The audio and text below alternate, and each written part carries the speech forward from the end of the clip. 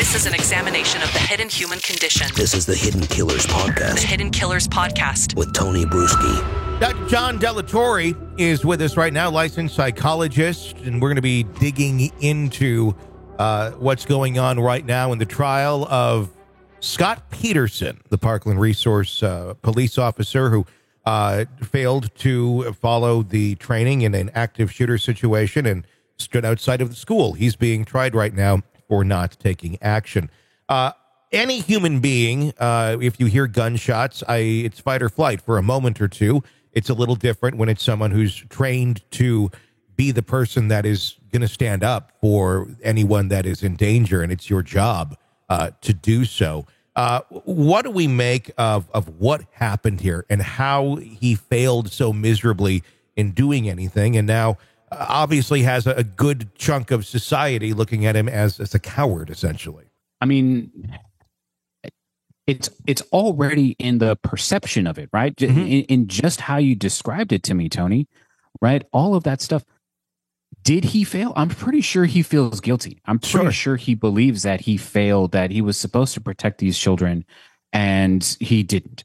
Mm-hmm. But did he fail? I mean, at some point we have to think about, can someone actually ignore and override? What I mean is the training sufficient for that individual to override what is biologically inherent to the system, which is the body's going to protect itself no matter what. Mm-hmm. And I think this is a real referendum on this idea that we can train anybody to do anything. And once we've trained them to do that thing, then they must do that thing without consequence. And the reality is, especially from our soldiers returning from Afghanistan and Iraq, is that we can train and train and train, but if we don't teach them how to actually incorporate your own emotional elevation that is happening in those intense situations, you're going to come back with PTSD.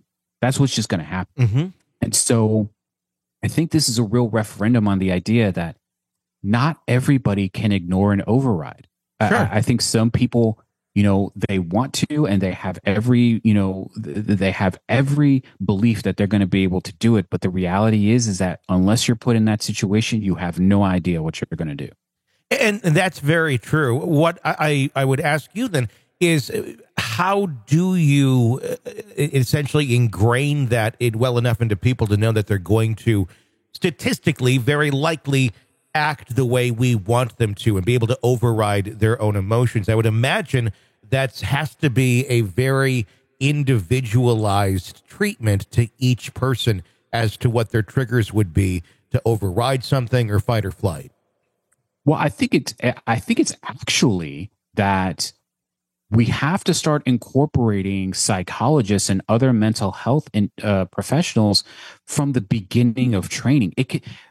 Psychological help shouldn't ever just be following something. It should be at every point in the training, whatever it is, so that when we're teaching someone to engage in a behavior that isn't normal, what I mean by that it's not a typical part of what your day-to-day life is going to be, like pulling a gun and killing someone. Mm-hmm. That's not a normal day-to-day behavior. So we have to start thinking about, what are the person's morals? What are the person's ethics? Under what situations does a single individual allow themselves to engage in that behavior without question? And what are the circumstances in which they begin to question why they're doing what they're doing? A psychologist can help that individual do that. And it doesn't have to be individualized, meaning that it's an hour a week, every week. I don't mean by that. No, there are ways in which a psychologist can even work within a group so that they begin to incorporate the rationale behind why you're doing that behavior. Once it becomes a part of your overall decision making, you're less likely to hesitate, because it's now part of the overall flow chart of how you're going to be rendering the decision as the situation presents itself. With that being said, what kind of a precedent is this setting, putting a resource officer on trial for failing to act in the way that he was expected to act in the future? Is this a good precedent showing that there will be consequences to you failing to act? Or should this not even be going on, period, and should be resolved or handled in a very different way to better understand how all of this works, how it plays out, how we can avoid this again? Are we just going after a boogeyman here right now? I think it's a little bit of all of that stuff. So I think a better precedent is putting the parents on trial for their negligence or their recklessness when it comes to their culpability in their child engaging in an act. I think that's a better precedent. I think this one we have to recognize, though, that just because you wear a badge doesn't mean that whatever it is that you do is okay. Mm-hmm. And what I mean by that is whether you engage in a proactive behavior or whether you engage in a behavior in which you don't do something, right? Like this individual is being accused of not doing something. Mm-hmm.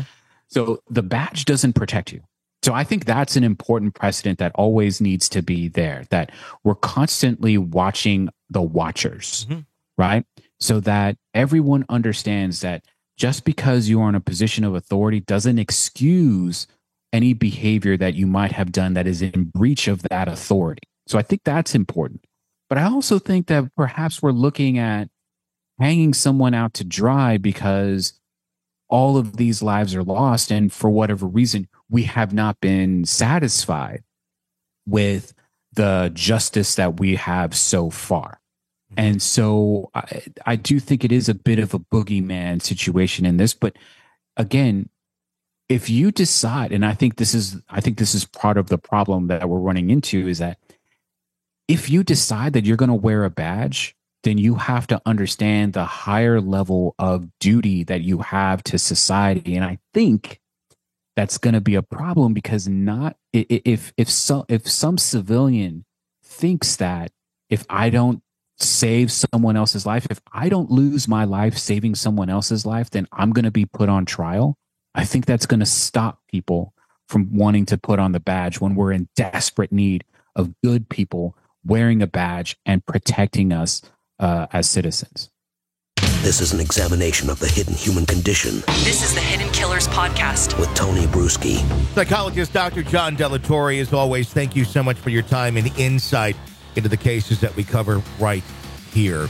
Hey, if you want an ad-free experience of the show, you can get it through Apple Podcasts. Just sign up right now on Apple Podcasts to become a premium subscriber. There, you'll get access to all of our episodes commercial-free on all of our podcasts in the True Crime Today family. So it's not just one you get ad-free. You get all of the family of shows there through our premium subscription offering on Apple Podcasts. Do check that out. Even try it for 3 days free.